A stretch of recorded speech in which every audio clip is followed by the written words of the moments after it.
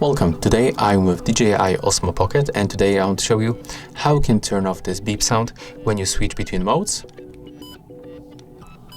So I'm talking about this one. I hope that you can hear it right now, and also when you try to record or take photo.